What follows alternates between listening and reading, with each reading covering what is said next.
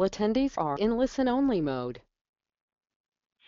Good afternoon and good morning, National Association of Government Communicators. Welcome to the November edition of Webinar Wednesday. My name is Bethany Hornbeck. I am the Director of Professional Development with NAGC, and I am excited to have with us today Christina Francisco. She is with the American Diabetes Association, where she is Associate Director of Digital Marketing and Engagement.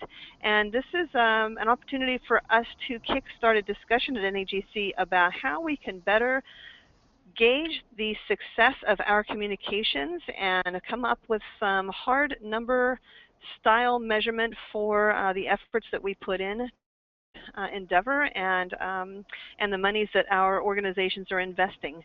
And this is something that has come up as an important topic with NAGC, and we're very pleased to have Ms. Francisco with us to get that started, looking at measurement from a digital perspective.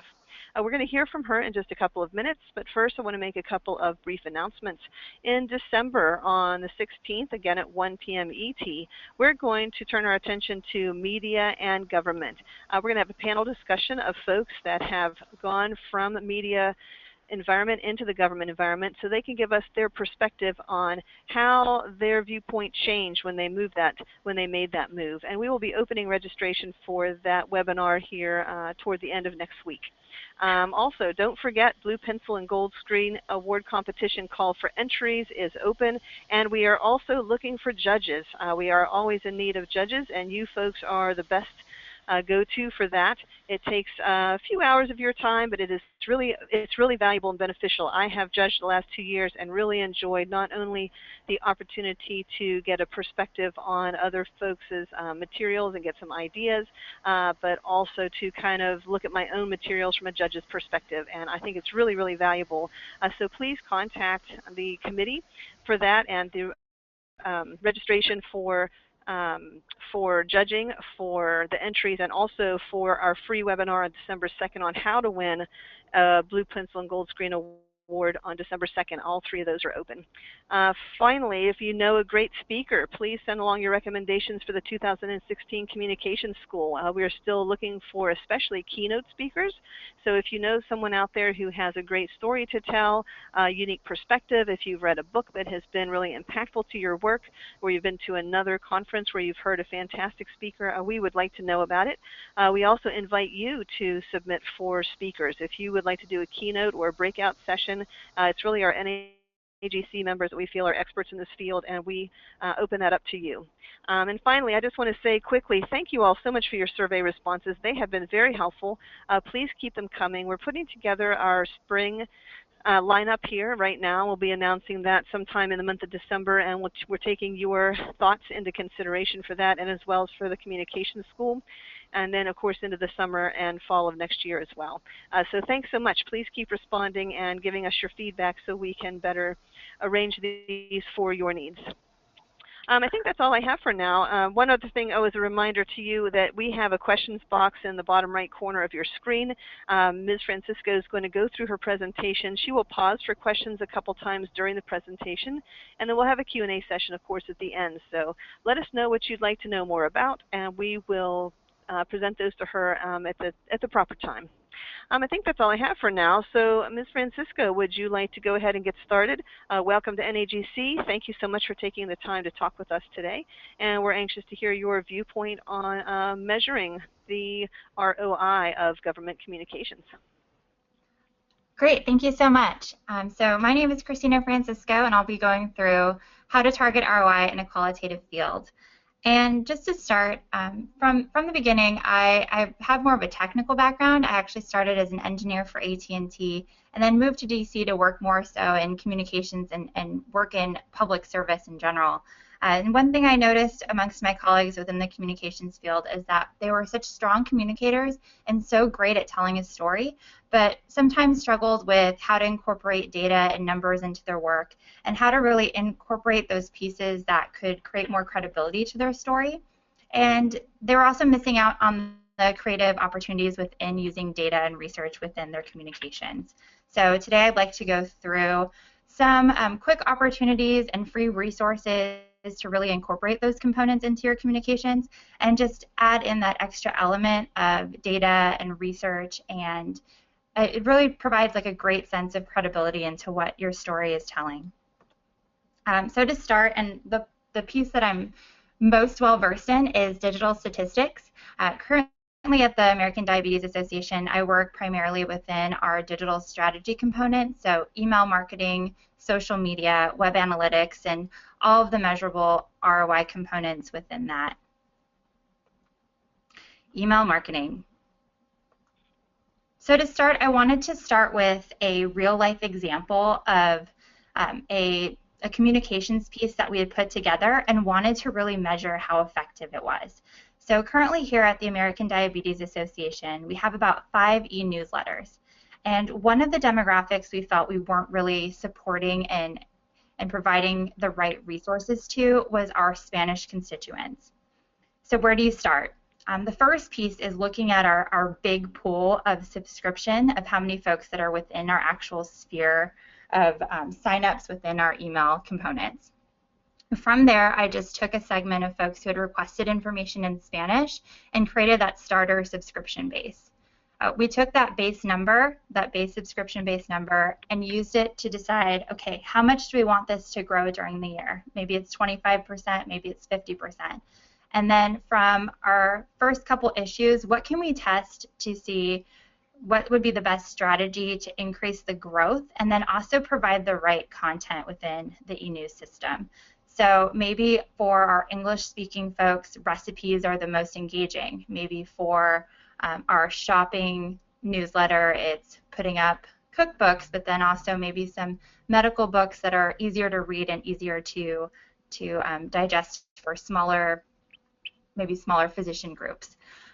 So one thing we focused on for this newsletter in particular is growing that subscription base within the Spanish-speaking community, but then also tracking maybe clicks on articles or topics that were, most engaged with our constituent base.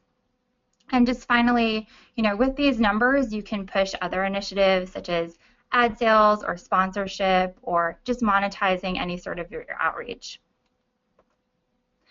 So I mentioned a couple times testing what worked. I talked about growing the subscription base and then also maybe testing what links perform the best. So to do that is you can test what's working and what's not working. One key simple way to test pretty much anything from email marketing to social media to web is an A/B test, and that is just a split test. It's taking 2 versions of the same thing and changing maybe like one small item about it. We do this a lot with our email components here at the ADA. We'll take one subject line and then change a little bit of it so that it has a call to action to it, and then you just split your audience and then test and see which one is most effective. I suggest not over-testing. Sometimes you can have test fatigue and it's just not going to give you a result, but sometimes when you do a test of just changing one little thing, you'll see a conversion rate that makes a big change in your outreach strategy, and then you can reapply it and work it with another newsletter or email. So here's an example of another e-newsletter that we put together here at the ADA. And what we like to test here is what subject lines work best. And actually, I put a test together and said, hey, I bet our constituents would like something that asks them to do something in the subject line, like eat well, so join us by having a healthy lunch on Healthy Lunch Day. I was wrong. I actually found out that if you just put for newsletters, folks just like to know, hey, this is the November issue, this is the September issue. And in doing more testing, I realized folks have already subscribed for this newsletter. They're already expecting this content, and most often than not, the subscribers will just be upset if they're not getting it in a timely fashion.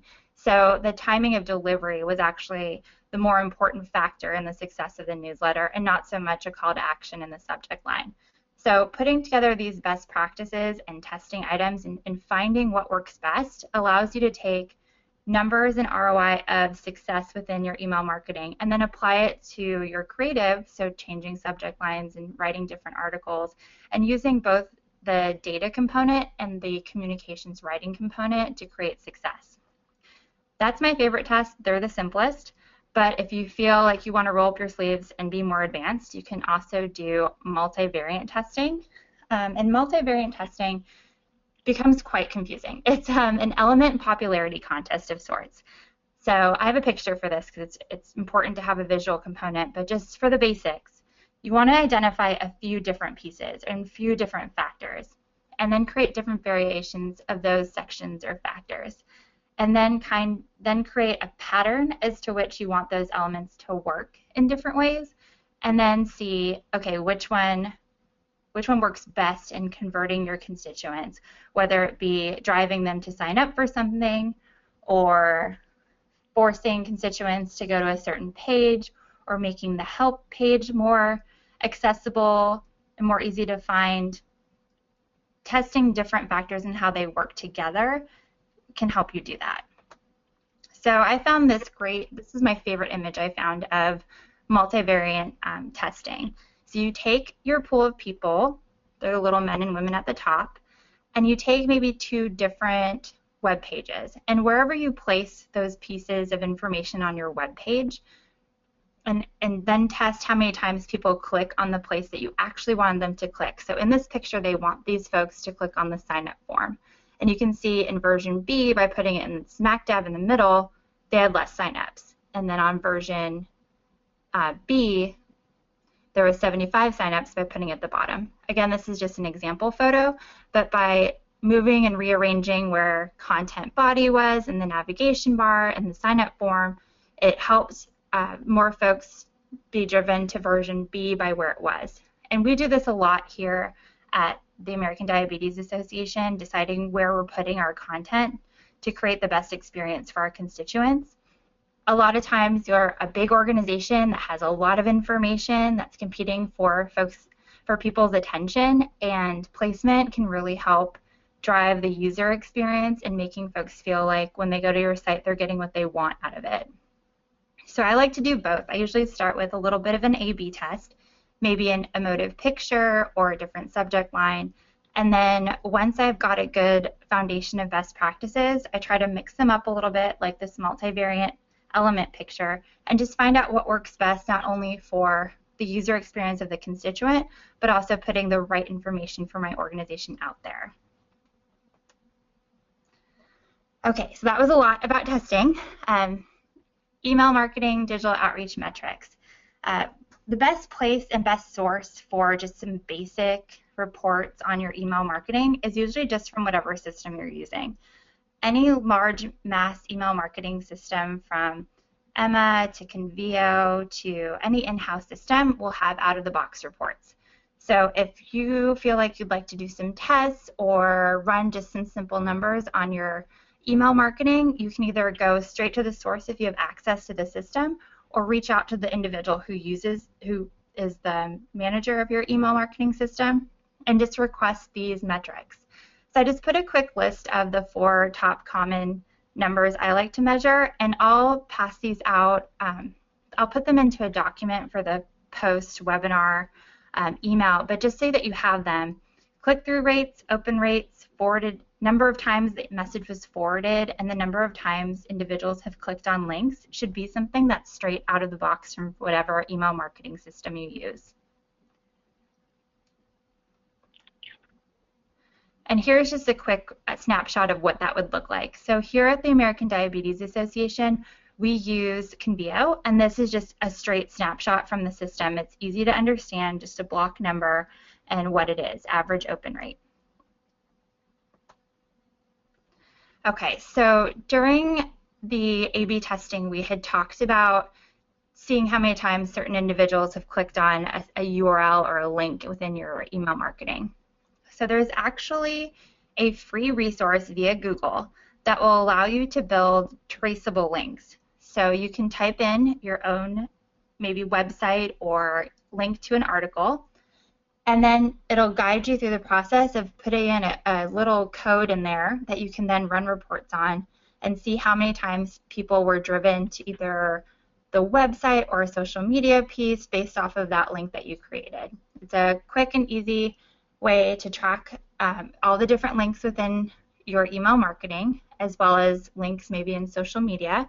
And I also like to use this a lot within my website. So you can see here, this is just from a copy and paste from a link within the Conveyor reporting. You can see how many times people have clicked on certain links. And if you want to take it a step further, you can add those codes that we just talked about. Web analytics. All right, so email marketing is one of the biggest components of driving information out to people's inboxes. And when that information hits their inboxes and they click on those links, more often than not, they're being driven to certain components of your website. And that's where it ties into the web analytics piece. So first and foremost, most organizations, if not all of them, use Google Analytics to measure your success. Within Google Analytics, you can see where your constituents are spending the most of their time, number of visits, patterns and origins of visits, and just basically how much time folks are spending on certain pages, and then where they decide to go to next. So if they click on your home page and they see a carousel of images and one image sticks out to them in particular, you can make that a link to whatever you'd really like them to look at. And that's what we do here at the ADA. So on most of our sites, we have a carousel. The carousel is the images that you see in front of you, a big image and then 4 smaller ones on the side. Those rotate through, and dependent on how much time the individual stays on the site, they'll get the full carousel of all those pictures.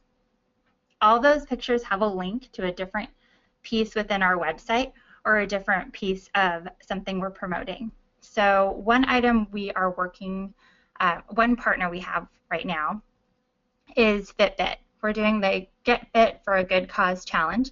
And what that means is that every time someone has a Fitbit on, they can take steps and then donate them to a larger prize that our organization would get. So when they click on that, it goes to their site. With this, you can then use those traceable URLs and then see how many times people have clicked on it. So this is an important metric if you want to see what on your site is performing the best and what placement would be the best for them to get the most traffic. It'll also show you, hey, folks click on this and then they like to go to another page on your site. It'll give you that great pattern to kind of see where constituents' interests start and where they kind of drive themselves within your site. All right, another big component of the digital marketing sphere is social media. There's lots of components you can measure in social media, and they tie back into your email marketing efforts as well as your website. Digital marketing can be measured in growth of overall following from fans, followers, individuals who've liked your page. It'll let you see trends on social media channels that are performing best for your organization. And one thing I really like about social media is it lets me see which time of year people are most likely to provide attention to your organization and certain topics. So we're coming right around to the end of the year, so folks are going to be focused on trending holiday videos, maybe Trend Giving Tuesday, trending on different topics that are related to November or key stories in the news. Okay, so leveraging social media for data. A lot of times you'll see certain posts that are more popular than others. All of this data can be found within the measuring tools that are provided by Twitter, Facebook, and items like that. One key takeaway I'd like to share with you all is once your page has 30 likes, you're able to see Facebook Insights. And Facebook Insights will let you see how other pages within your sphere are doing. So I like this comparison piece because comparison numbers are really helpful to not only show you how well you are doing, but how well you're doing in comparison to other folks within your sphere. So you can choose other organizations that are like you, and you can also choose other organizations you would like to maybe meet in certain components. It's also helpful to just kind of see trends and how their engagement is working. So maybe November, October is a really big month for one organization, but not necessarily so much for your own. And it's good to know if constituents' interests are divided between 3 major organizations, that when one organization doesn't have as much content out, but there's still a lot of folks available, that maybe that's when you should be pushing your big initiatives. It's just like the strategy of when big movies come out in big summer blockbuster movies come out, they don't always want to compete against each other, or if they are going to compete against each other when they're both busy, they need to make sure that they're bringing out all the stops. So again, I'll put these items all into a one-pager so you all have them for a quick reference, but there's a ton of things you can measure on social media, from followers, fans, number of engaged, how many times folks share things, number of potential impressions, and just overall growth in general, from Facebook, Twitter, to YouTube, Pinterest, Instagram. There's a lot of opportunity to measure not only your current outreach, but how much you can grow, and just also take those two numbers to put together performance plans within social media and how you'd like to grow your reach.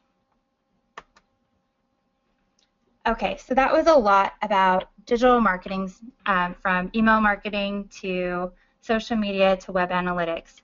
Did we want to break for a quick, were there any questions before we moved forward, or should I go through data and numbers? Yeah, actually, I've got a couple quick questions here. One is, when you are looking at the testing that you talked about, the A/B testing and the, what was the other one called?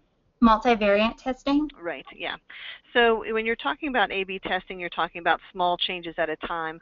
What kind of time is involved in making small tweaks versus doing something multivariate? And how does the ADA kind of balance the time it takes to do testing versus implementing,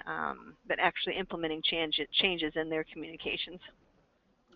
Sure. So when I actually came on about, well, it's been a while now, 4 months, we took a look at some of our newsletters and some of our engagement emails that are pretty evergreen. And what we usually do is put together a plan of what we want to test and what we want to track as a best practice. So there's certain components within an email, like subject line, do you use an image, a call to action button, and we just made a list of those. And we tested each one a couple times, and we tested it with a big enough pool. And then once we saw which was most effective, and it needed to be effective by more than just a couple percentage points, we threw that into a document for our best practices and then used it as the baseline for our other communications. So there is that opportunity where you could almost go into testing fatigue. You don't want to test every email you send. You want to test, figure out what works best for your organization, and then apply that to all your communications. So I usually like to put together a strategy. For that newsletter example I put together of the Spanish e-news, we took a step back to kind of like a group to review what we wanted to put together. And we tested and found the subject line I talked about, newsletters needed to say this was the monthly newsletter. We found that emotive pictures worked really well, that folks were most likely to click on those, and that prominent share buttons closer to the top increased their likelihood of being clicked. So those are 3 takeaways that we found for that newsletter in particular, and then we just stopped testing. And so when we go into 2016, I'll probably pick a few other elements to test, but it's mostly just, with anything, that planning piece, making sure, these are the 3 pieces that are most important to me. These are the 3 that I think are going to be, the most effective. And I guess, that's part of it is, what do you think will have the biggest difference, and then test and see if it does have a big difference, and then use whatever best practice comes out of it. I see. And so then do you sometimes do further testing in response to your results, or do you usually take the results and then just go and just run with it? So for me, I usually put together an operational plan, and within that I'll put a component of what I'd like to test for that year. And I'll keep track of what we've tested in the past and see, so if I take those 3 elements and I test those in 2015, I'll put down the results. In 2016, I'll see if that's kind of carrying through, but also test some other elements. It's always about, what's working well and what's not working well. So my first indicator of, hey, I should test some of the elements of my work is to see, hey, have open rates gone up or down? Have the subscription rates gone up or down? Are people unsubscribing? If there's a trend in lack of attention or lack of subscription or just growth, if things aren't moving, then it indicates to me that there's something that needs to change. It could even be just, hey, this has looked the same for a couple years. There isn't really there's nothing to grab people's attention. It needs a facelift. You know, if we're putting something new out or if we're redesigning something, then I'll test a bunch of items. But I always put together that plan, and I always, you know, have a hypothesis of what I'm hoping will be the outcome. Okay. Great, thanks. Just two other real quick questions. Somebody would like to know how we access the Facebook analytics piece you just referenced, and is there a particular analytics software that you use or recommend? Sure. So the Facebook Insights is for any page that has 30 or more likes. And I'll provide a link to Michelle and Bethany. I'll put that into the post-event piece, but it's really easy. Once you have 30 or more likes, you are able to use Facebook Insights for free. Great. One piece that we're using, it's a paid service at the ADA, is Zoomph. It's ZOOMPF.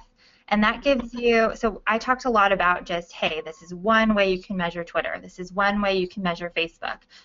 Zoomph is something that we're looking at to measure engagement across all platforms to see how they're working together. After the big Web 2.0 push, you know, a few years ago, and social media has become such a big component, you know, we did really well at measuring our efforts in one silo, but haven't really put as much effort into measuring what they look like across the board and just looking at that big oversight picture of how it works. So I'll make sure to put in some links to items to measure Facebook and social media in the post-event piece, because it does take a little bit of a, this is how you do it. Sure. And you know, just so you folks know, where we'll be providing her takeaways or her one pager along with the survey at in the next day or two after the presentation. So, okay, thanks so much. If you want to go on, that would be fantastic. Great, thank you. All right, so data and numbers. Okay, data and numbers are not for everybody, I know that, especially if you are a great writer. I've noticed that numbers aren't as much as your friend.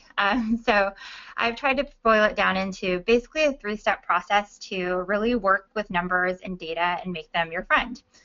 One, identifying the numbers you want to use in the story you want to tell is just always step one. Two, put them into context. What do these numbers mean? And then three, here's where you get to use your communication and creative side. You can get creative and use visuals to display the numbers if it starts to make your writing a little dry or it's too research oriented. So step one, identifying your numbers. You want to divulge your base number whenever you're providing statistics and actually whenever you're relating a certain number. So a good example is your sample size in a survey. You sent the survey out to 100 people. Or I have a newsletter and there's 2,000 people that are subscribed to it. This helps for when you're saying, I want to grow by 20%. 20% of what? That's always the question. So that base foundation number is your best friend. Also, you want to make sure that you're providing numbers in multiple ways. You don't want to sound like a math book, so you want to show fractions, percentages, different ways that you can display numbers within your writing so that it's not just 5 plus 5 equals 10, which our base number was 100. You'll lose people, even people like me who love numbers. And then lastly, if it's available, it's really helpful to have comparative studies or numbers from previous years. So back to the example of when we talked about A/B testing and multivariate testing, it's helpful to see, okay, well, changing the subject line last year helped raise engagement by 20%. And so now I'm wishing to, test this other element because we know that we already have a best practice for subject lines. So just being able to have that comparative study really anchors your current study and current answers to a base foundation. It provides context. And of course, always quote your sources. It's also helpful in case someone wants to dig deeper into what you presented or learn more. All right, so methodology. Again, quote your sources. So you want to provide as much context around the numbers as you can. So outside of just identifying your base and identifying your sources, you can add a little bit more of the story to it. So if it's, hey, we started off with 1,000 subscribers, and those came from individuals who indicated they'd like more information in Spanish, and that was posted on our website. As much as you can tell about it, provides more information to the reader and to your audience so that they can really understand where you're coming from with numbers.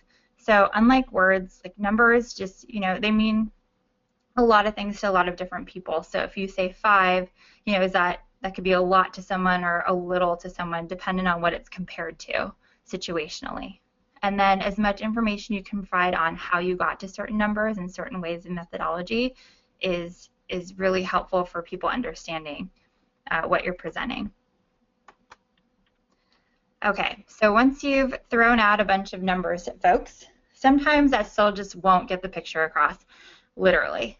So what I like to do if I've got too much to show, and this happens a lot in the health field. So working at the ADA, we've got a lot of health statistics and a lot of numbers to share. And that can frankly just get really boring. And if it's boring, it's not getting your message across. So what do people love? Visuals.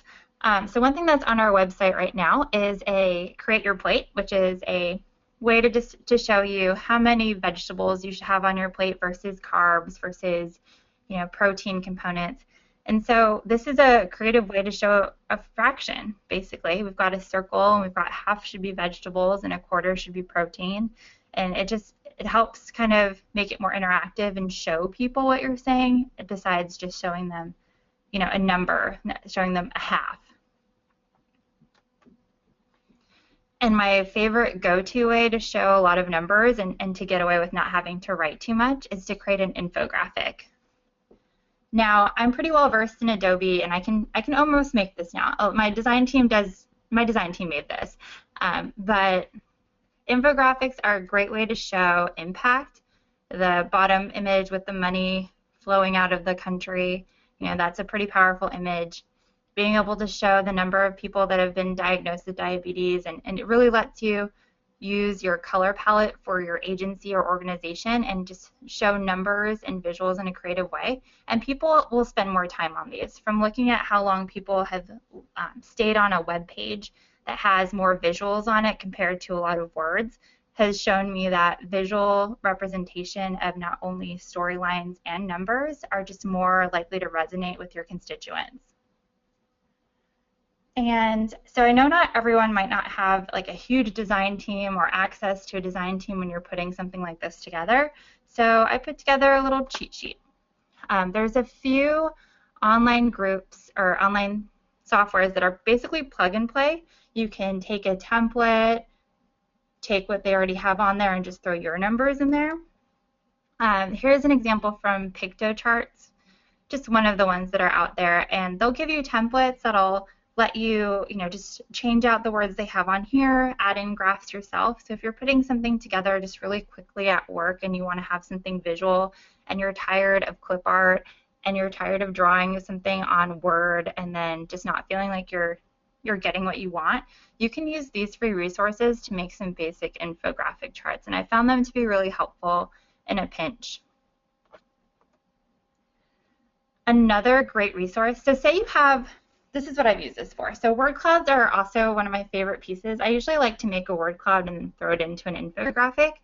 But if you say you have a survey, and that survey has a lot of space for people to respond numerically, 1 is I'm not that interested, 5 is I'm very interested, and you put that little question down at the bottom for comments. It's like, how do I really measure that qualitative feedback of a few comments of good job or great job, or hey, I wish this would have happened during this presentation? You can take like wordclouds.com, dump those comments in there, and it will spit out a word cloud for you. And a word cloud just shows which words were more present within that file, and then which ones were not as present, and just puts them in a visual format where it shows you this word was shown a lot in a big font, and then words that weren't as prevalent in smaller fonts. And I find that to be really helpful when you're looking to kind of boil down that qualitative feedback into something quantitative. So in this case, it would be size. So I mentioned surveys. One creative way that I found here at the ADA to get some feedback, not only quantitative but also qualitative, is just putting a signature in your putting a survey in your signature box. So Outlook is probably the most popular, email system that I've seen around different organizations. And so one way to just kind of put that open door policy for feedback, both qualitative and quantitative, is to just put a little image that says, how am I doing? And either link it to your boss's email so that they can get qualitative emails back about how you're doing, or create your own little 3-question survey. How was the customer service experience with what you requested from my people on my communications team? The key is just be consistent, short and sweet, but creating your own little survey and using your own emails that you send out every day as a way to put that information out there. I found it is a great way to not only get feedback on performance, but also create my own data source. So just to dive into that a little bit deeper, SurveyMonkey is one of my favorite free survey components. Here at the ADA, I have my own. We have actually a few survey systems, so I don't use SurveyMonkey at work as much as I did in previous organizations. But most of the free survey creation sites have how-to guides and some sample post-event surveys that are already written out. I won't dive too deeply into methodology for creating a survey just because there are literally professors and PhD folks who create surveys for a living, and it would be a disservice for me to say my 2 cents on that. But I've created a decent amount of post-event surveys in the past, and just keeping them short and sweet has been the biggest component of, one, getting people to respond to you, and using templates and different free resources that are provided by other providers out there, such as SurveyMonkey, has been a great way if you just want to put something quickly together, and they really explain how to do it really well. So here's just 3 free resources of free survey systems that are out there. There are always ones there's usually one that's connected to your email marketing system. So I personally use Convio here at the ADA, and it has its own survey feature. There's also, I think, feedback.com, but it's a paid service. But here's just 3 free ones. Okay, so are there any other questions that I can answer before I move on to some of the other systems I like to use? Yeah, actually, this is Bethany. There's a question about whether free survey, do you think the free survey services are sufficient, or is there a marked difference between a free survey system versus a paid survey system, so the pay for might be worth an investment for some organizations? Oh, honestly, for survey creation, I definitely feel like a paid service is better, just because so surveys are they're a difficult animal. One, I don't know how many times you all get surveys, but half the time I'm like, okay, I might come back to this, like if they're going to give me a free appetizer, or if there's an incentive to it, but most of the time folks don't want to complete a survey. So if you do get their attention to that point, you don't want it to look not on brand. You don't want them to feel to a different form. And I find a lot of the free ones, unless you really do a lot of work to clean up what the URL says, you want the URL to say American Diabetes Association instead of SurveyMonkey, it's a good investment. But I mean, there's other ways you can request feedback, just putting in a link for folks to email you back responses is fine as well. But if you're looking to use this large scale, or even anything within a professional environment, I prefer to use a paid service. I did work at an organization that used SurveyMonkey professionally, and it did work out really well. We just had to do a lot of work to make it look on brand. Great, thanks. Okay, so before I worked at the ADA, I worked at a lovely organization called the Partnership for Public Service, which was actually a good government organization, and they were a big, well-organized organization. And there I was introduced to constituent relationship management systems, or CRMs. And CRMs are your powerhouse for really having a better understanding of contextual data about your constituents. So tying in all of the elements that we just discussed, survey responses, email marketing, social media, web analytics, what you're really looking for is that 360 view of your constituents and organizations that you interact with. And Salesforce is one of the premier CRMs that allows you to not only report on those full relationships, but also give you all those different components in one space. So I know a lot of agencies and organizations currently use CRM, either Salesforce, Blackbaud CRM, Microsoft Dynamics. But if your organization is able to invest in a CRM, it's a great tool to really pull out data and reports that are that full view, full cycle view. And another piece that I really push for analytics, it might not always seem like it, but the project management tools that are available out there are just not only a great resource to keep people on track with milestones and allocation of resources, but also a great way to measure productivity and provide another base of data and numbers to use. So I personally use Asana and Basecamp here at ADA. I don't suggest using more than one. I just happen to have inherited two systems that were currently in place previously. But I just find that they're great to really see how many items my team is working on and where most resources are going. So it's a great way to count hours and resources and use them for analytics and ROI purposes. I know that most of the time we have time systems and time management systems like Kronos or ADP to watch over that, but from a, hey, I want to measure how well my team is performing, I like to have this piece to really have that granularity on tasks and milestones. And then it's also just a great tool if you want to measure your overall work in a quarter or have just kind of that paper trail of what you were working on outside of searching through your Outlook inbox. Okay, so are there any questions on CRM or project management tools before I move on? I don't see any, so you can go right ahead. Okay. So measurable impact. So I just wanted to provide a big list of items that you can measure. Sometimes when I'm putting something together for my team and thinking solely in a creative communication sphere, I usually like to have just a quick list of items that I know are measurable and quantifiable. Just have that handy in case I'm looking to maybe throw in some statistics or a foundation of numbers to create some credibility. I just usually like to put down a list.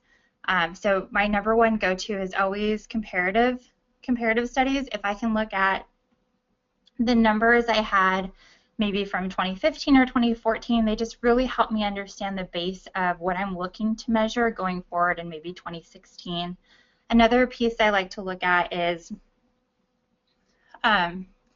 numbers in growth of constituents served or retained. It's a great way to see how well we're serving our communities. You know, any organization, when you boil it down to, is a customer service organization. It's about the services that you're putting out and how many people you're able to essentially help. So being able to measure those numbers is just a really helpful piece within any field. And just lastly, tying it into the big picture and making it matter. You know, most often communication work isn't a straight correlation to numbers, and it's sometimes just not taken as seriously as research or science. And I don't feel like that's the case. You know, we all work together. If we're putting out large communications, they are the voice and the megaphone of getting those numbers out there and getting the message and mission out there, and it's a central function. I put it right next to HR. You know, people in communication are the biggest pieces of any organization. If you don't have the right people in place and if you don't have the right communications in place, you're a duck that's dead in the water. So being able to tie in data and visuals and numbers can only help your work and enhance what the big picture is for your organization and your mission as a whole. And that's so are there any other questions for me on the presentation or anything within the communications field? Sure. Well, first of all, thank you very much for your presentation. The information has been very interesting. There are a couple of questions. One, of course, is always about social media. Has the ADA seen an impact from social media on, not necessarily on its ability to grow numbers in terms of likes and and clicks and that kind of thing, but rather in the in impacting the constituents that you're trying to reach? And are you finding social media to be as effective as other methods of communication, or is it just one tool, and kind of where does it fit in terms of importance within your communication strategy? Sure. So there's a lot of pieces to that. So I'll start, and I might ask you for more of the parts of the question. But in regards to effectiveness, just as a starter piece, we find Facebook to be where our organic grassroots piece is. It's where folks are coming with quick questions.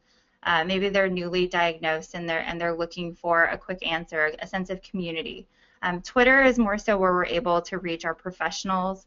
A lot of doctors and medical professionals are on Twitter, so it's almost two different audiences. So the one strategy and one piece and purpose for driving our outreach is to really understand which audiences are most present on those two places. So it's not, solely growth, and I probably shouldn't have focused that so much, but it's more quality of growth and quality of communication. So, that's actually another piece, is like you look at your audience, you see what's our base demographic in both places, and then message accordingly.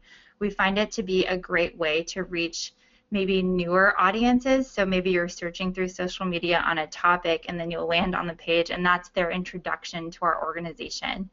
There's a lot of different ways to really use social media to push agendas and to push our communications out there to a wider sphere. And it also has the effect of being multiplied, because folks, the purpose of social media is to be social and to share. And so the more opportunity that you frame your posts and frame your outreach to be a vehicle for sharing, the more so you can use it to not, only grow followers, but to grow that impact piece. I'm not sure if I answered the full components of that question. I think there was like 3 pieces to it. Yeah, sorry. I think there's also a piece here about where does social media fit into your strategic planning in terms of importance. I mean, assuming that you're still using the web, and then are you also using more traditional avenues like TV and radio or print media, that kind of thing? Sure. So it definitely has a seat at the table. So maybe I could just put together an example. We're actually in the throes of a few campaigns that I have the privilege of working on, so I can have a few of examples to pull from. So it's definitely an important piece of our strategy. So an example would be, we have National Healthy Lunch Day, which is part of the American Diabetes Month, which is right now, which is November.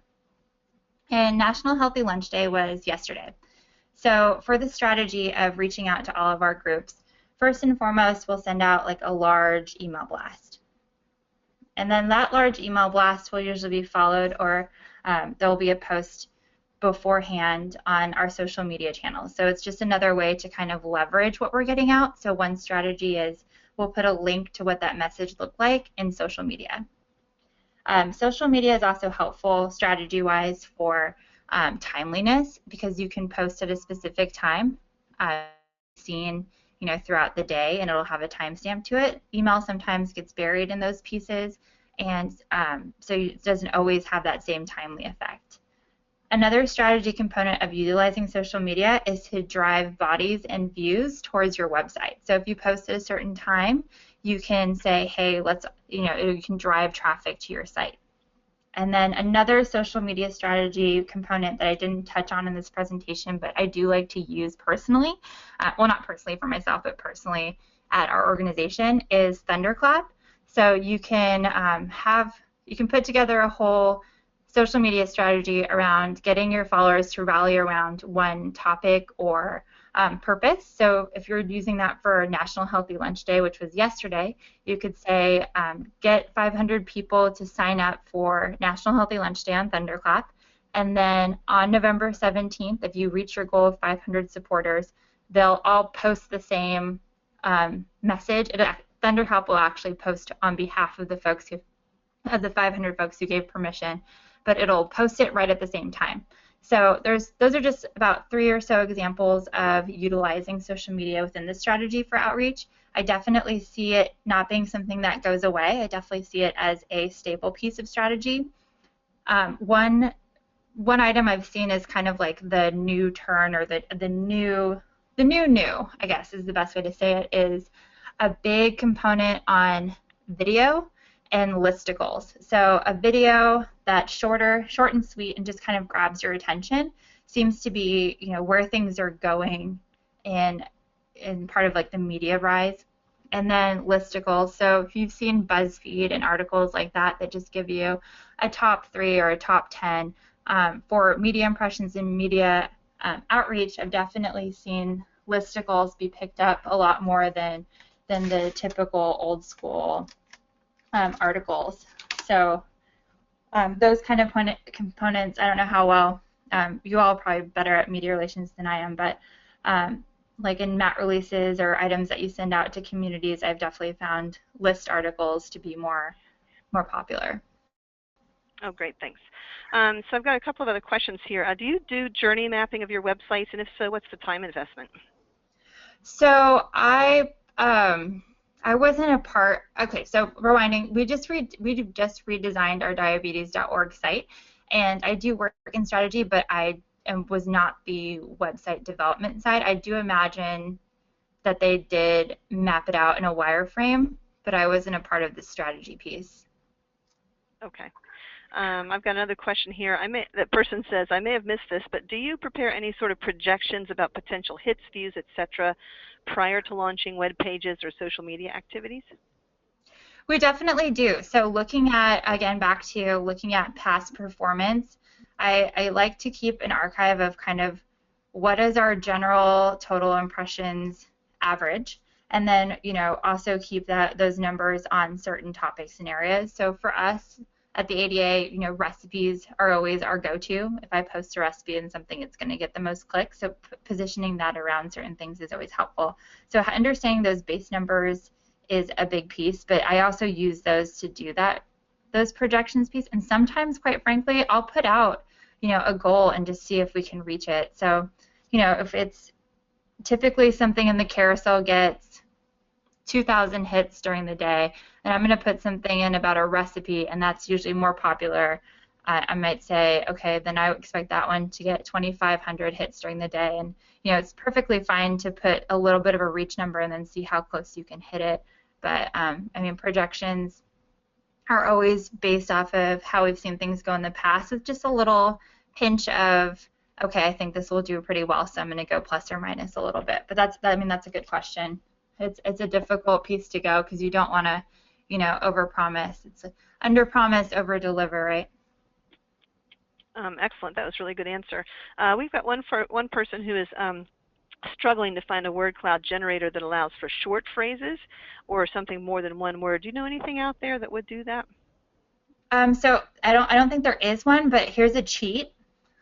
You could drop in the keywords and see which ones are bigger, and then go ahead and cut and paste your little phrases that you want into something like Photoshop or an infographic creator sheet, and just make your own. You can cut and paste those items, because I know that WordCloud looks for they look for a one-to-one match usually. But I'll look though. I'll do some digging for you. That'd be terrific. Thank you. And finally, is there any industry standard to assign a dollar value to the social media buzz your organization gets? Oh, there are a lot of organizations that assign a dollar value to that, and usually they're the ones that are selling it.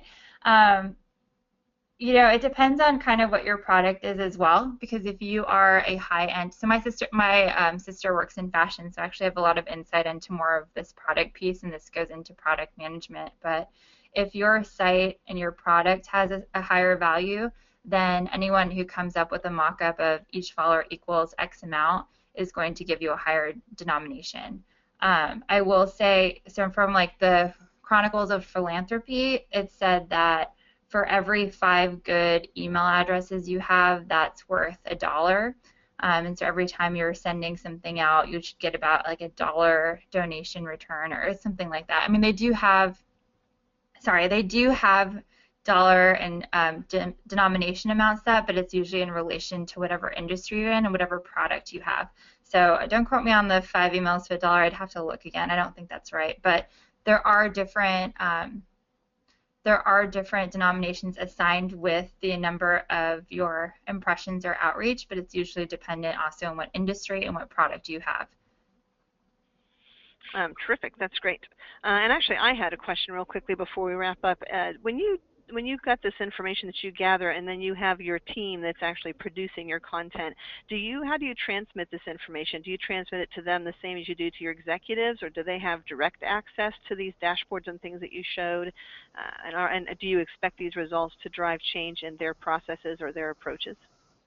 Sure. So two parts. For folks that are on staff, they are the admins for these pieces. So they're usually the ones that are crunching those numbers and pulling those reports. For control over what kind of sits as our best practice, I do a lot of work within my current organization. Well, at my last org, I definitely did a lot of this, but our operational plans. So from the top down, you'll have your general operational goal. Our goal is to, whatever the mission is, inspire new generations to join public service. And then underneath that, you'll have maybe like a 1 to 2 year goal, and then you'll say we want 50% more growth in applications. And then underneath that, you'll have milestones, so 2% growth in January, etc. So that will be your operational plan. Will show your overall strategy. Your direct reports will have the reporting features to kind of see if their actions and little tasks and projects are meeting those operational plans and objectives. And then when you are looking to message this to leadership, you roll that up into kind of a smaller format to see kind of what the strategies are that leadership is pushing. So if their push is for these top 3 programs and they want to see growth in it, it just kind of trickles down from there. Oh, great, thanks.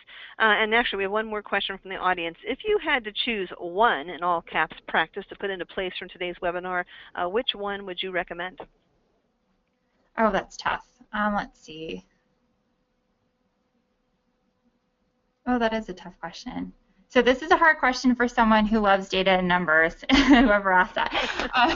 So let's see. I will say this. Websites are, where people look for information. So if someone's Googling something and going to your site and someone is looking on your site for information, the one key takeaway I would say if you're going to implement one thing from this webinar is to make sure that your URLs are trackable. So use that Google track item because it'll tell you the most insight. If you're putting, the same article on your website and then you're sending it out through email and you're pushing it on social media, having those 3 different links look differently will give you a lot of insight on what are the drivers of constituents to your organization as a whole. So if there's any one takeaway, I think it would be to implement that. And then, overall, I just want everyone to feel like it's accessible and that it's not overwhelming. All these things are things you can teach yourself or learn just around your organization. Even if it looks daunting with numbers, the biggest personal takeaway is I want you to feel empowered to be able to do this. And the one technical takeaway is track your URLs so that they're coded for being able to measure them. Great. That's perfect. Perfect answer and a good ending. Thank you so much, Ms. Francisco. I hope everyone enjoyed today's presentation. Do keep in mind that we're archiving it on the member site, so if you want to go back and listen again, look through the presentation, etc., you are able to do that. Don't forget our December 16th date to look at the transfer from journalism to government and how that changes folks' perspectives, and then also Blue Pencil Gold Screen and the upcoming Communication School. Thanks again, everybody. We'll be sending a survey out soon along with Christina's handouts, and if you have any questions, please feel free to contact me at any time. My email address is bethany.hornbeck@gmail.com. I'm happy to answer questions, accept feedback, take suggestions, etc. Thanks so much. Have a great Thanksgiving, and we'll talk to you guys in December. All right, bye-bye, Christina. Thanks so much. Bye, thank you.